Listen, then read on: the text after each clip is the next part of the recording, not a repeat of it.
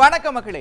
இன்னைக்கு நம்ம தேர்தல் கச்சேரியில சுட்ட வடை வேணுமா, சுடாத வடை வேணுமா, வாழைப்பழம் வேணுமா, வாடாத மாலை வேணுமா, இப்படி ரகரகமா பல்வேறு ஐட்டத்தை கொண்டு வந்திருக்கோம். கச்சேரிய தொடங்கலாமா? இறுதி பட்டியல் எடுத்துட்டு டெல்லி போயிருந்தீங்க. நான் டெல்லி அதுக்கு தான் போனேன். உங்களுக்கு என்ன தெரியும்? பத்திரிகை நண்பர்களுக்கு எல்லா விஷயத்தையும் நாங்க பிரீஃப் பண்றோம். ராமர் ராஜ்யம் வச்சாரு. ராமர் ராஜ்யம் வச்சவங்க முதல் காரியம் என்ன? பொண்டாட்டியை சந்தேகப்பட்டு கீழே இறங்க சொன்னாரு. இந்த நாடாளுமன்ற தேர்தலில் ஒரு தொகுதியில் போட்டியிடுவதென தீர்மானிக்கப்பட்டது. 2 தனி தொகுதிகளில் விடுதலை சிறுத்தைகள் போட்டியிடும். கவர்னர் ஐயா இதே விமானத்தில் வந்தார். அவர் சீட்டு 1, நான் சீட்டு 26. தயவு செஞ்சு முடிச்சு போட்டுறாதீங்க. தலைமை தேர்தல் அதிகாரி வேற ஏதோ சீட்டு நான்லாம் பார்க்கல. இரும்பு தேசத்தின் கருப்பு மனிதன் எடப்பாடியார். அடடடா, வரவேற்புன்னா இப்படி இருக்கணும். சும்மா பின்னு பின்னு பின்னு பின்னிட்டாங்க. இருங்க, நம்ம தேர்தல் கச்சேரி சார்பா மகளிர் தின வாழ்த்துக்கள். இதோ வருகிறார் நம் வீட்டு பிள்ளை, வருங்கால முதலமைச்சர் அண்ணன் எடப்பாடியார். புரட்சி தமிழர் அண்ணன் எடப்பாடியார். காவேரி காப்பாளர் அண்ணன் எடப்பாடியார். கொங்குநாட்டு தங்கம் அண்ணன் எடப்பாடியார். இரும்பு தேசத்தின் கருப்பு மனிதன் அண்ணன் எடப்பாடியார்.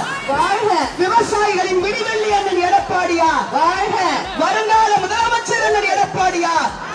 புரட்சி தமிழர் அண்ணன் எடப்பாடியார். சபாடா, ஜவ்வு மாதிரி இழுத்துட்டு இருந்த மதிமுக விசிக திமுக தொகுதி பங்கீடு ஒரு வழியா முடிஞ்சிருக்கு. ஆமான அந்த ஏதோ அந்த மாநிலங்களவை ஏதோ கேட்டீங்களே பா, பொறுப்பா இன்னும் 15 மாசம் இருக்கு, இப்பதான் ஒண்ணு கிடைச்சிருக்கு அப்படின்றத ஒன்றில அண்ணன் பேசியிருக்காரு பாருங்க.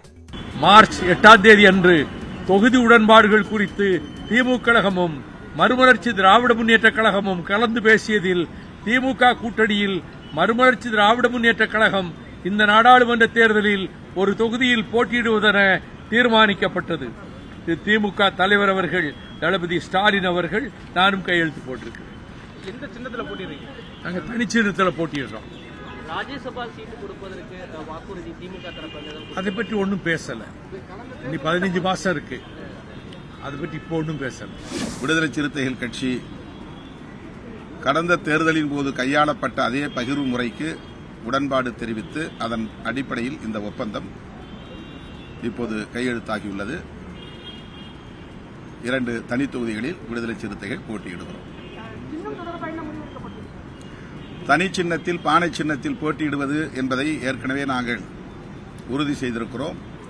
தேர்தல் ஆணையத்தில் விடுதலை சிறுத்தைகள் கட்சியின் சார்பில் பொது சின்னம் எங்களுக்கென ஒதுக்க வேண்டும் என்று கோரிக்கை விடுத்து 15 நாட்களுக்கு முன்னதாகவே தேர்தல் ஆணையத்தில் மனு கொடுத்திருக்கிறோம்.